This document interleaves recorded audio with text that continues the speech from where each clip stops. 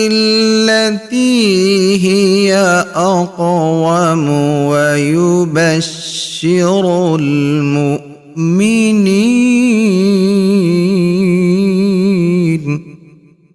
ويبشر المؤمنين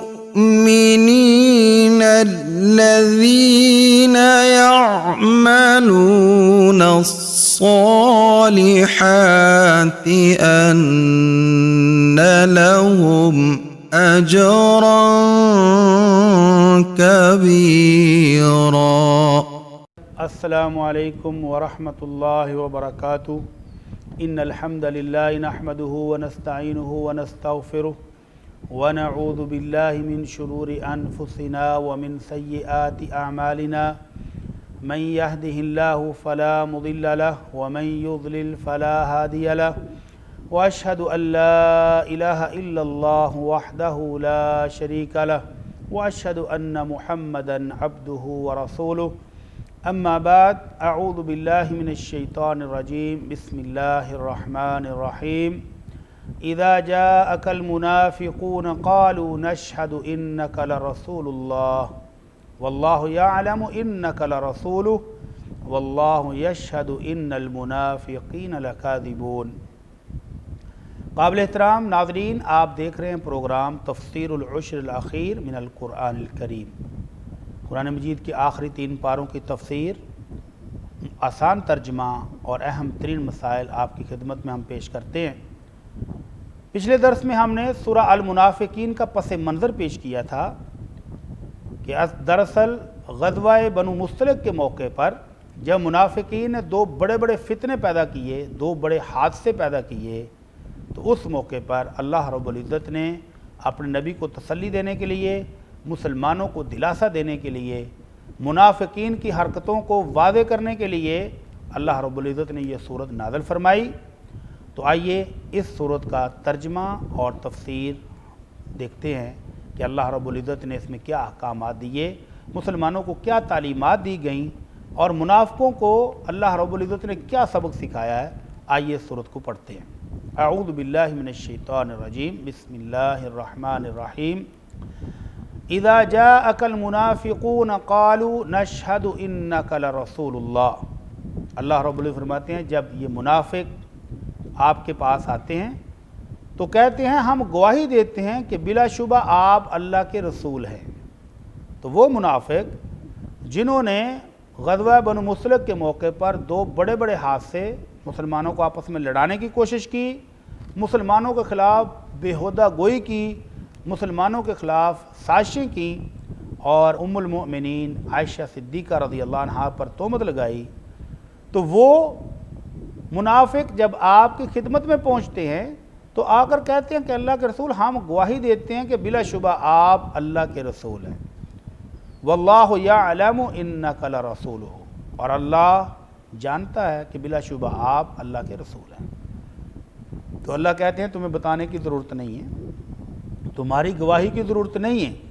اللہ کو پتہ ہے کہ محمد صلی اللہ علیہ وسلم اللہ کے رسول ہیں. واللہ یشہد ان المنافقین لکاذبون، اور اللہ اس بات کی گواہی بھی دیتا ہے کہ یہ منافق جو آپ کے پاس آ کر قسمیں کھا رہے ہیں یہ جھوٹے ہیں. تو جو جتنی قسمیں کھائے وہ اتنا بڑا جھوٹا. تو جب عبداللہ ابن ابی سے پوچھا گیا کہ کیا تم نے یہ بکواس کی ہے، تو اس نے صاف انکار کر دیا اور قسمیں کھا کر اللہ کے رسول کو یقین دلایا کہ اللہ کے رسول میں نے تو ایسی بات کوئی نہیں کی. حالانکہ یہ اسی نے کہا تھا کہ دیکھو میں تمہیں منع کرتا تھا کہ ان مسلمانوں پر خرچ نہ کرو، ان مہاجرین کو گھروں میں جگہ نہ دو. اب یہ تو وہی بات ہوگی جو پرانے عرب کہتے آ رہے ہیں سم من کلبہ کا یا عقل کا، کہ کتے کو اتنا موٹا کرو کل کو وہ تمہیں ہی کھا جائے. تو یہ دیکھو اب یہ مسلمان اتنے جرت مند ہو گئے ہیں کہ اب تمہیں مارنا بھی شروع ہو گئے. تو جب اللہ کے رسول صلی اللہ علیہ وسلم کو سیدنا زید بن ارقم نے جا کر بتایا کہ اللہ کے رسول منافق یہ بکواس کر رہے ہیں، اللہ کے رسول نے طلب کیا تو آ کر قسمیں اٹھائیں کہ اللہ کے رسول ہم نے تو ایسی کوئی بات کی نہیں ہے. تو اللہ کے رسول صلی اللہ علیہ وسلم نے اپنی رحمت، اپنی شفقت کے باعث ان کی ان جھوٹی قسموں کا بھی اعتبار کر کے درگزر کیا. زید بن ارقم جیسے سچے صحابی کو بہت صدمہ ہوا، بہت دکھ ہوا، لیکن اللہ کے رسول نے ان کو معاف کر دیا. تو اللہ رب العزت نے یہ صورت نازل کر کے زید بن ارقم کی تصدیق کر دی اور ان منافقوں کے جھوٹ کی کلی کھول دی. فرمایا واللہ یشہد ان المنافقین لکاذبون، بلا شبہ اللہ یہ گواہی دیتا ہے کہ یہ منافق یقیناً جھوٹے ہیں، مکار ہیں. اتخذوا ایمانہم جنتاً، انہوں نے اپنی قسموں کو ڈال بنایا ہوا ہے. فصدوا عن سبیل اللہ، تو اللہ کی راہ سے روکتے ہیں. انہم ساء ما کانوا یعملون، ان کے عمل بہت برے ہیں جو یہ کرتے ہیں. ذالک بانہم آمنوا ثم کفروا فطبع علی قلوبہم فہم لا یفقہون، اور یہ اس وجہ سے ہے کہ یہ ایمان لانے کے بعد پھر کافر ہو گئے ہیں اور ان کے دلوں پر اللہ نے مہر لگا دی ہے. فہم لا یفقہون، تو یہ بالکل سمجھتے نہیں ہیں. مومن اس کو کہتے ہیں جو کلمہ پڑھ کے اللہ رب العزت کی توحید اور محمد الرسول اللہ صلی اللہ علیہ وسلم کی رسالت کا اقرار کر لے. دار اسلام میں آپ داخل ہونے کے بعد اس دل کے اندر یقین بھی موجود ہو کہ جو میں زبان سے کہہ رہا ہوں یہ سچا ہے، برحق ہے، تو پھر تو ہے وہ مومن. اگر ایسا مومن ہو تو پھر وہ اللہ کے رسول اور اللہ کے احکامات کے مطابق زندگی گزارتا ہے اور عمل کرنے کی بھی کوشش کرتا ہے. اور اگر وہ دل سے جھوٹا ہو، صرف دنیا کو دکھانے کے لیے، مسلمانوں کے خوف سے، مسلمانوں کے دبدبے کے تحت وہ اسلام قبول کرتا ہے، زبان سے کلمہ پڑھ لیتا ہے اور اس کے دل میں یہ یقین موجود نہ ہو، تو پھر وہ ہیں یہ منافق جن کے دلوں پر اللہ کہتے ہیں ہم نے مہر لگا دی ہے، اب ان کو کسی بات کی سمجھ نہیں آتی ہے. وَإِذَا رَأَيْتَهُمْ تُعْجِبُكَ أَجْسَامُهُمْ، اور جب یہ آپ کے پاس تشریف لاتے ہیں، جب یہ آپ کے پاس آتے ہیں تو آپ کو ان کے جسم بہت اچھے لگتے ہیں، بہت موٹے تازے پلے ہوئے، بڑے جوان، بڑے خوبصورت ہیں. وَإِن يَقُولُوا تَسْمَعْ لِقَوْلِهِمْ، اور جب یہ بات کرتے ہیں تو آپ ان کی بات بھی بڑے غور سے سنتے ہیں. كَأَنَّهُمْ خُشُبٌ مُسَنَّدَةٌ، گویا کہ یہ دیواروں کے ساتھ ڈیکوریشن پیس کے طور پر لٹکائی ہوئی لکڑیاں ہوں، اندر سے کھوکھلی، کوئی حقیقت نہیں، کوئی ایمان موجود نہیں، لیکن باہر سے بڑی خوبصورت، مزین، فل میک اپ کیا ہوا، ڈیکوریٹڈ، بڑے خوبصورت، نمایاں، لیکن اندر ایمان کی دولت اور ایمان کا نور موجود نہیں ہے. یحسبون کل صیحۃ علیہم، جب بھی کوئی آواز لگتی ہے، کوئی اعلان ہوتا ہے تو یہ ڈر کے مارے کانپ اٹھتے ہیں کہ یہ آواز تو ہمیں ہی لگائی گئی ہے، تو ہر آواز کو، ہر اعلان کو اپنے اوپر لے لیتے ہیں. ہم العدو فاحذرہم، یہی دشمن ہیں، اے میرے نبی یہی تمہارے دشمن ہیں، مسلمانوں کے دشمن ہیں، ان سے ڈریے، ان سے احتیاط کیجئے، اپنا بچاؤ کیجئے. قاتلہم اللہ، اللہ ان کو تباہ و برباد کرے. انا یؤفکون، یہ کہاں پھر رہے ہیں، یہ کہاں الٹائے جا رہے ہیں، ان کو سیدھی سمجھ کیوں نہیں آتی، یہ سیدھے کام کیوں نہیں کرتے، یہ صراط مستقیم پر کیوں نہیں چلتے، یہ اللہ اور اس کے رسول کی بات کو کیوں نہیں مانتے، یہ اپنی منمانیاں کیوں کرتے ہیں. وَإِذَا قِيلَ لَهُمْ تَعَالَوْا يَسْتَغْفِرْ لَكُمْ رَسُولُ اللَّهِ، اور جب ان منافقوں سے کہا جاتا ہے کہ آؤ اللہ کے رسول کی خدمت میں حاضر ہو جاؤ اور اللہ کے رسول سے ریکویسٹ کرو کہ وہ آپ کے لیے بخشش کی دعا کریں، اللہ سے تمہارے لیے گناہوں کی معافی مانگیں. لَوَّوْا رُؤُوسَهُمْ، تو تکبر میں، غرور میں اپنے سروں کو ہلاتے ہیں. وَرَأَيْتَهُمْ يَسُدُّونَ، اور آپ ان کو دیکھتے ہیں کہ یہ رک جاتے ہیں، روکتے ہیں دوسروں کو بھی. وَهُمْ مُسْتَكْبِرُونَ، اس حال میں کہ یہ تکبر کرنے والے ہوتے ہیں.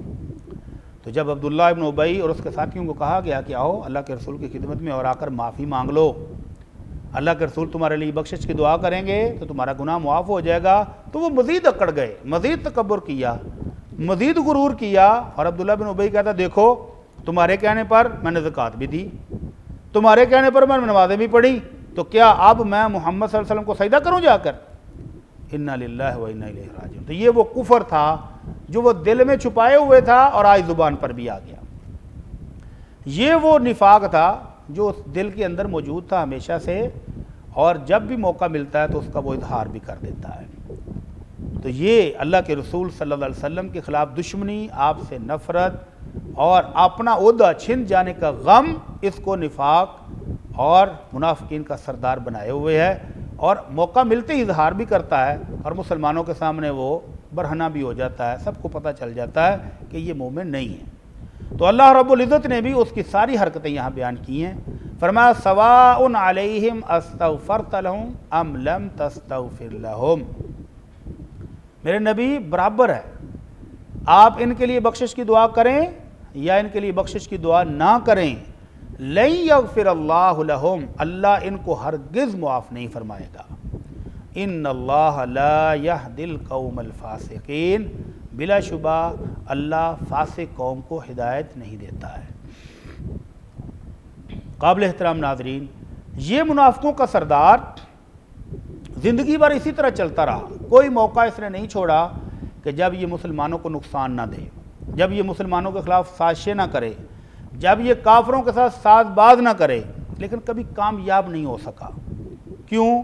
کیونکہ اللہ کا وعدہ تھا کہ اللہ اپنے اس دین کو غالب کر کے رہے گا، اپنے نبی کو عزتوں سے نواز کے رہے گا۔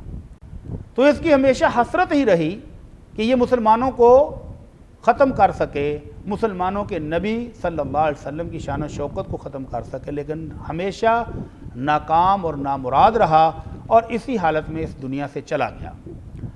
جب دنیا سے چلا گیا تو اس کا بہت مخلص بیٹا، اس کے خدمت گزار بیٹا جو کہ سچا صحابی رسول ہے اور اللہ کے رسول کا جانثار ہے، وہ آیا اور آ کر عرض کی، اللہ کے رسول اگر آپ میرے والد کا جنازہ پڑھا دیں، اگر آپ اپنی قمیض مبارک دیں تو میں اس میں ان کو کفن دینا چاہتا ہوں۔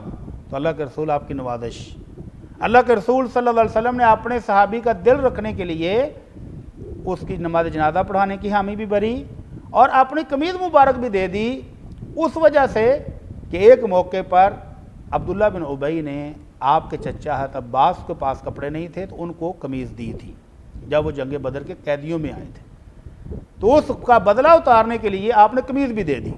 جب آپ نماز پڑھانے کے لیے آگے بڑھے تو سیدنا عمر رضی اللہ تعالیٰ عنہ کہتے ہیں میں نے اللہ کے رسول صلی اللہ علیہ وسلم کی چادر مبارک پکڑی اور آپ کو روکا، اللہ کے رسول یہ تو وہ ہے جس نے فلاں موقع پر ہمارے خلاف یہ سازش کی، اس نے تو ام المومنین پر بھی تہمت لگائی تھی، اللہ کے رسول اس نے جنگ احد میں بھی ہمیں دھوکہ دیا تھا، اللہ کے رسول فلاں موقع پر بھی مکاری کی تھی، یہ تو یہ بکواس بھی کرتا رہا، یہ بھی کئی چیزیں گنوائیں۔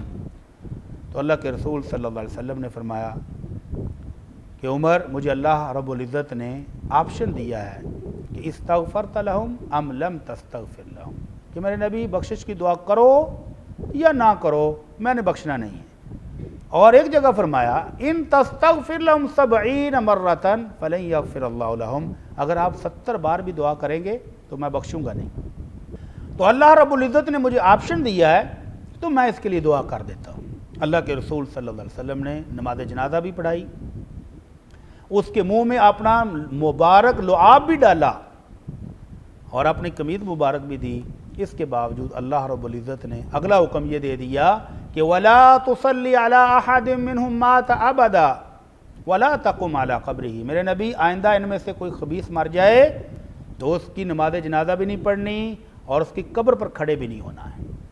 تو یہ ہے اس کا بد انجام، یہ ہے اس کی بدبختی کہ جس عہدے جس منصب کے لالچ میں ساری عمر دشمنیاں کرتا رہا وہ بھی نہیں ملا اور آخرت بھی برباد کر لی۔ اللہ رب العزت فرماتے ہیں ان المنافقین فی الدرک الاسفل من النار، منافقین جہنم کے سب سے نچلے گڑھے میں ہوں گے، سب سے نچلے گڑھے میں۔ تو یہ دنیا اور آخرت دونوں میں ہی رسوا ہو گیا، ذلیل ہو گیا۔ تو اللہ رب العزت فرماتے ہیں ہم الذین یقولون، یہ وہ منافق ہی ہیں جن باتوں کا انکار کرتے تھے، قسمیں کھا کھا کر یقین دلاتے تھے کہ ہم نے نہیں کی، اللہ نے وہ باتیں بھی ایک ایک کر کے ذکر کر دیں۔ فرمایا ہم الذین یقولون، یہ وہی منافق ہیں جو کہتے ہیں لا تنفقوا علی من عند رسول اللہ، جو اللہ کے رسول صلی اللہ علیہ وسلم کے پاس صحابہ ہیں محتاج ضرورت مند، ان پر خرچ مت کرو، حتی ینفضوا، حتیٰ کہ یہ خود بخود ہی بکھر جائیں، چلے جائیں۔ وَلِلَّهِ خَزَائِنُ السَّمَاوَاتِ وَالْأَرْضِ وَلَكِنَّ الْمُنَافِقِينَ لَا يَفْقَهُونَ، تو اللہ رب العزت فرماتا ہے زمین و آسمان کے خزانے تو اللہ کے لیے ہیں، اللہ مالک ہے ان سب کا، لیکن ان منافقوں کو سمجھ نہیں آتی، یہ سمجھتے نہیں ہیں۔ تو یہ باتیں بھی انہوں نے کی تھی کہ یہ جو مہاجر مکہ سے آئے ہوئے ہیں ان پر خرچ نہ کرو، جب ان کو خرچہ نہیں ملے گا تو یہ خود بخود واپس چلے جائیں گے۔ تو اللہ رب العزت نے ان کی اس بات کی کلی بھی کھول دی، حالانکہ یہ اس کے انکاری تھے اور قسمیں کھا کھا کر یقین دلاتے تھے کہ ہم نے یہ بات کی نہیں ہے۔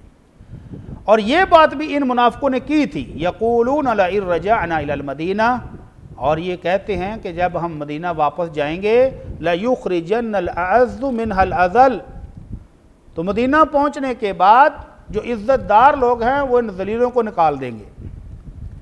تو یہ بات بھی انہوں نے کی تھی لیکن بعد میں مکر گئے، تو اللہ کے رسول صلی اللہ علیہ وسلم نے تو درگزر کیا، لیکن عبداللہ بن ابی کا بیٹا عبداللہ جو کہ سچا مسلمان تھا، اللہ کے رسول کا جان نثار تھا، مدینہ منورہ جب پہنچے تو وہ مدینہ کے دروازے پر، مدینہ کے راستے پر تلوار لے کر کھڑا ہو گیا، سارے لوگ گزر رہے ہیں، اور جب اپنا والد آیا تو تلوار سامنے کر کے کہا کہ ابا جی آپ کو پتہ ہے کہ پورے مدینہ میں مجھ سے زیادہ فرما بردار کوئی نہیں، آپ کا والد کا فرما بردار مجھ سے بڑا کوئی نہیں، لیکن یہ جو بات آپ نے کی ہے کہ عزت دار ذلیل کو نکال دے گا، تو یہاں کھڑے ہو کر کہیں کہ میں ذلیل ہوں اور اللہ کا رسول صلی اللہ علیہ وسلم وہ عزت دار ہیں، اگر آپ یہ بات نہیں کہیں گے تو آپ مدینہ میں داخل نہیں ہو سکتے، میری تلوار فیصلہ کرے گی۔ اس موقع پر بھی اللہ کے رسول صلی اللہ علیہ وسلم نے درگزر سے کام لیا اور اپنے صحابی کو منع کر دیا۔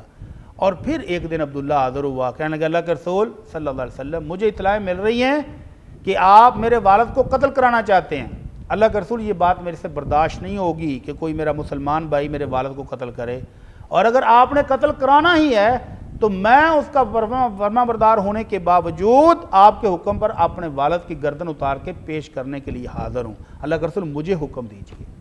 یہ ہے جذبہ ایمانی اور وہ ہے کفر اور نفاق۔ تو اللہ رب العزت نے ان منافقوں کی ساری حرکتیں ایک ایک کر کے بیان کی، فرمایا وَلِلَّهِ الْعِزَّةُ وَلِرَسُولِهِ وَلِلْمُؤْمِنِينَ، عزت تو اللہ، اس کے رسول اور مومنوں کی ہے، وَلَكِنَّ الْمُنَافِقِينَ لَا يَعْلَمُونَ، لیکن یہ منافق جانتے نہیں ہیں۔ تو یہ تھے وہ بیانات جو کافروں نے دیے تھے، منافقوں نے دیے تھے، اور مانتے نہیں تھے، مکر گئے، قسمیں اٹھا کر اللہ کے رسول کو یقین دلایا، اللہ کے رسول نے درگزر کی اور اللہ نے یہ صورت نازل فرما کے ان کے سارے کرتوت سامنے رکھ دیے۔ نفاق بہت بڑی بیماری ہے، اور ایسی عقیدے اور ایمان کی بیماری کہ جس سے دنیا بھی تباہ ہو جاتی ہے اور آخرت بھی، اور یہ منافقین ساری زندگی اسی طرح اپنی دنیا اور آخرت برباد کرتے رہے۔ اللہ رب العزت نے سورہ بقرہ کے شروع میں، سورہ التوبہ کے اندر، جس کو سورہ الفاضحہ بھی کہتے ہیں، کہ اللہ نے ان منافقین کو ان کی حرکتیں ذکر کر کے ایک ایک کر کے ایسا رسوا کیا کہ مومنوں نے اس صورت کا نام ہی الفاضحہ رکھ دیا کہ منافقوں کو رسوا کرنے والی صورت۔ تو ان منافقوں کا حال کیا ہے؟ اللہ کے رسول صلی اللہ علیہ وسلم کی توہین بھی کرتے ہیں، اللہ کے قرآن کی توہین بھی کرتے ہیں، مسلمانوں کے خلاف بھی جنگیں لڑنے کی کوشش کرتے ہیں، سازشیں کرتے رہتے ہیں، اور عبادات اور معاملات میں بھی نہایت نکمے اور بیکار ہیں۔ اللہ کے رسول صلی اللہ علیہ وسلم کو کئی دفعہ انہوں نے شہید کرنے کی کوشش کی۔ غزوہ تبوک کے موقع پر ایک پہاڑی گھاٹی کے اوپر انہوں نے بندے مقرر کیے کہ اللہ کے رسول کی جب اونٹنی آئے تو اس کو دھکا دے کے نیچے گرا دیا جائے۔ اللہ رب العزت نے بر وقت اپنے نبی کو وحی کر دی اور ان کی سازش ناکام ہو گئی۔ مسلمانوں کو نقصان دینے کے لیے مسجد زرار بناتے ہیں، وہاں رات کو میٹنگیں ہوتی ہیں، پلاننگ ہوتی ہے، اور اللہ کے رسول صلی اللہ علیہ وسلم کہتے ہیں ہم نے تو مسلمانوں کو فائدے کے لیے بنائی ہے۔ مسلمانوں کے خلاف سازشیں کرنے سے کبھی باز نہیں آئے، ام المومنین پر تہمت لگا دی تو باقی مسلمان کیا ان سے محفوظ ہوں گے؟ قرآن کی آیتیں نازل ہوتی ہیں تو پوچھتے ہیں ایکم زادت ہذہ ایمانا، آپس میں کان اکھیوں سے اشارے کرتے ہیں، مسکراتے ہیں آپس میں اور کہتے ہیں لو جی قرآن نازل ہو گیا ہے، کس کو اضافہ ملا ہے ایمان میں؟ تو اللہ کہتے ہیں فَأَمَّا الَّذِينَ آمَنُوا فَزَادَتْهُمْ ایمانا، قرآن نازل ہو تو مومنوں کو اضافہ ملتا ہے، منافقوں اور کافروں کو نہیں ملتا ہے۔ عبادات کی باری آئے تو اللہ رب العزت فرماتے ہیں جب نماز کے لیے کھڑے ہوتے ہیں قاموا کسالا، بد دلی سے، بے چینی سے، سست کھڑے ہوتے ہیں، نماز پڑھنے کو جی نہیں کرتا، لیکن خود کو مسلمان بھی کہلوانا ہے، تو صرف مسلمان کہلوانے کے لیے نمازیں بھی پڑھتے ہیں، روزے بھی رکھتے ہیں، جہاد پر بھی مارے دل سے چلے جاتے ہیں، لیکن اللہ کہتے ہیں قاموا کسالا۔ ان منافقوں کی نشانی یہ ہے نماز پڑھتے ہوئے سست کھڑے ہوتے ہیں۔ ان کی نشانی یہ ہے اذا قیل لهم لا تفسدوا فی الارض، زمین میں فساد مت مچاؤ، فتنے مت برپا کرو، سازشیں مت کرو، قالوا انما نحن مصلحون، تو آ جائیں گے قسمیں کھانے کہ ہم تو اصلاح کر رہے ہیں، ہمارا کوئی ارادہ نہیں فساد کا، لیکن اللہ گواہی دے رہا ہے الا انہم هم المفسدون، خبردار فسادی یہی ہیں۔ اللہ نے ان کی خصلت بیان کرتے ہوئے کہا یخادعون اللہ والذین آمنوا، مومنوں کو بھی اور اللہ کو دھوکہ دینے کی کوشش کرتے ہیں. وَمَا يَخْدَعُونَ إِلَّا أَنفُسَهُمْ وَمَا يَشْعُرُونَ. دھوکہ اپنے آپ کو ہی دے رہے ہیں اور ان کو پتہ بھی نہیں چلتا ہے. اور جب ان کو کہا جاتا ہے کہ مخلص مومنوں کی طرح ایمان لے آؤ، جس طرح صحابہ کرام کا ایمان ہے ویسے پکڑ مومن ہو جاؤ، تو کہتے ہیں اَنُؤْمِنُ كَمَا آمَنَ السُّفَهَاءُ. یہ تو بیوقوف لوگ ہیں، ان کو تو پتہ ہی نہیں ہے ایمان کیسے لاتے ہیں. ہم ہیں عقل مند، ہم ہیں سیانے، ہم ایمان جیسے لے آئے ہیں ویسے تو یہ بھی نہیں لے کے آئے. تو اللہ رب العزت نے ان کی بہت ساری خوبیاں، بری صفات سورہ التوبہ اور سورہ بقرہ کے شروع میں اور سورہ المنافقین میں بیان کی ہیں. اور اللہ کے رسول صلی اللہ علیہ وسلم فرماتے ہیں اربع من کن فیہ کان منافقا خالصا. ان منافقوں کی حرکتوں کو، ان کے معاملات کو بیان کرتے ہوئے فرمایا کہ یہ وہ منافق ہیں کہ جس کے اندر 4 بری خصلتیں موجود ہوں وہ پکا منافق ہے، اور جس کے اندر 1-2 ہوں تو وہ اتنا ہی منافق ہوگا جتنی اس میں یہ چیزیں موجود ہوں گی. کون سی 4؟ اذا اؤتمن خان. ایسے بددیانت ہیں کہ مالی معاملات میں بالکل بھی قابل اعتبار نہیں. ان کے پاس امانت رکھوا دو، اڑا جائیں گے، کھا جائیں گے، مکر جائیں گے. وَإِذَا حَدَّثَ كَذَبَ. دوسری ان کی بری خصلت یہ ہے کہ جب کوئی معاملہ ہو تو یہ جھوٹ بولیں گے، سچ نہیں بولیں گے، قسمیں کھا جائیں گے، جھوٹ بول جائیں گے. وَإِذَا عَاهَدَ غَدَرَ. اور اگر کوئی وعدہ کریں، کوئی معاہدہ کریں تو غداری کریں گے، کبھی اس وعدے کو، اس عہد کو پورا نہیں کریں گے. وَإِذَا خَاصَمَ فَجَرَ. اور جب لڑائی ہو جائے تو گالیاں دیں گے، برا بھلا کہیں گے. تو یہ 4 بڑی بری خصلتیں جس بندے کے اندر آ جائیں، آپ نے فرمایا کانا منافقاً خالصاً، وہ پکا منافق ہے. اور جس میں 1 2 3 ہوں تو وہ اتنا، جتنی اس میں ہوں گی اتنا ہی منافق ہوگا.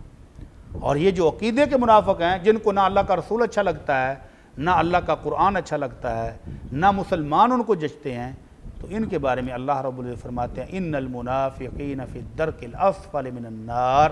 یہ جہنم کے سب سے نچلے گڑھے میں ہوں گے. کیوں ہوں گے؟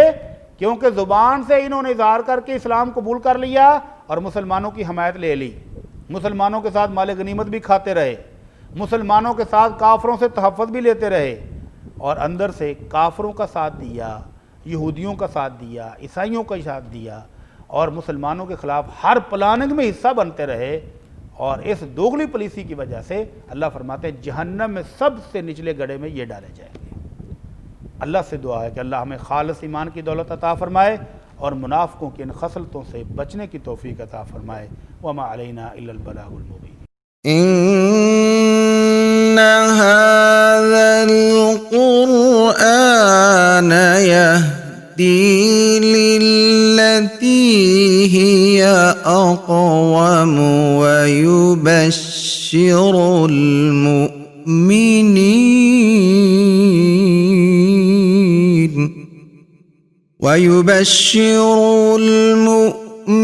المؤمنين الذين يعملون الصالحات